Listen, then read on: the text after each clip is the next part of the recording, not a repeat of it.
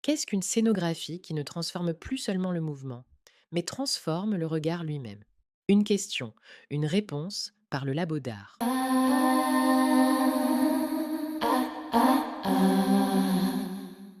Dans certaines œuvres contemporaines, la scénographie ne sert plus à illustrer un univers comme dans le ballet classique, ni à contraindre physiquement le corps comme dans la danse moderne.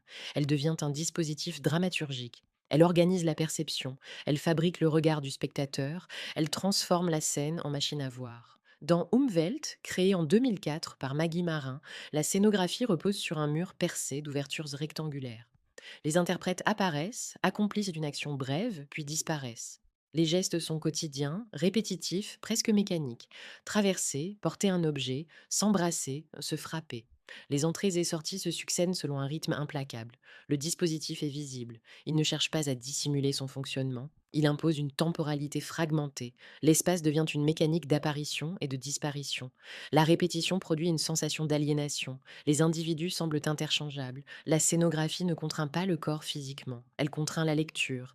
Elle structure la dramaturgie par la répétition et transforme le spectateur en observateur critique d'un monde fragmenté. Dans Cendrillon, créé en 1985 par Maggie Marin sur la musique de Sergueï Prokofiev, la scénographie installe un univers de maison de poupées. Les interprètes portent des masques au visage figé. L'expression ne passe plus par le visage, mais par le corps. L'espace est stylisé, artificiel, presque inquiétant. Le conte n'est plus féerique. Il devient distancié. La scénographie ne cherche pas le réalisme. Elle expose l'artifice. Le spectateur ne peut pas adhérer naïvement au récit. Il est placé dans une position réflexive. La scénographie devient outil critique. Elle met en question le conte au lieu de simplement le raconter. Avec Pixel, créé en 2014 par Mourad Merzouki en collaboration avec Adrien Mondeau et Claire Barden, l'espace devient numérique. Les projections interactives réagissent au mouvement des danseurs. Le sol semble se dérober, des particules lumineuses tombent, des vagues traversent le plateau. L'espace devient instable, virtuel, mouvant. Le danseur dialogue avec une matière immatérielle. Il n'y a rien à toucher, pourtant tout semble agir. La scénographie n'est plus décor, elle est environnement interactif. Elle modifie la profondeur, la perception du réel et la frontière entre corps physique et image. Dans Biped, créé en 1999 par Merce Cunningham avec les artistes numériques Paul Kaiser et Shelley Eshkar, des silhouettes projetées se superposent aux danseurs réels.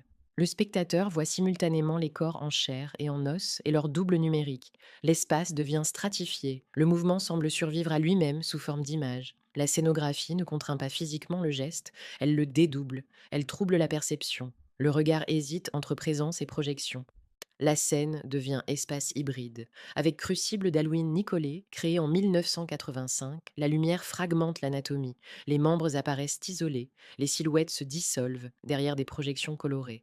Le corps entier n'est jamais visible, la scénographie transforme le visible lui-même. Le danseur devient élément d'un système optique global. La lumière n'éclaire pas seulement le mouvement, elle le redessine. La scène devient image en mutation. Le spectateur ne regarde plus un corps qui danse, il observe un phénomène visuel. Enfin, dans Qui s'écraille, créé en 2011 par Michel-Anne Demey et Jaco Van Dormel, le dispositif repose sur un tournage en direct. Des mains évoluent dans des décors miniatures filmés par des caméras. L'image projetée sur grand écran transforme ces fragments en personnages. Le spectateur voit à la fois la fabrication et l'illusion. La scénographie agit comme une loupe, elle modifie l'échelle, le corps disparaît presque au profit de ses extrémités. La danse devient micro-chorégraphie. La scène devient studio de cinéma. Le regard est constamment déplacé entre réel et image. Dans toutes ses œuvres, la scénographie ne transforme plus seulement le mouvement. Elle transforme la perception. Elle organise la dramaturgie par la répétition, la distanciation, la projection ou la fragmentation. Elle rend visible son propre fonctionnement.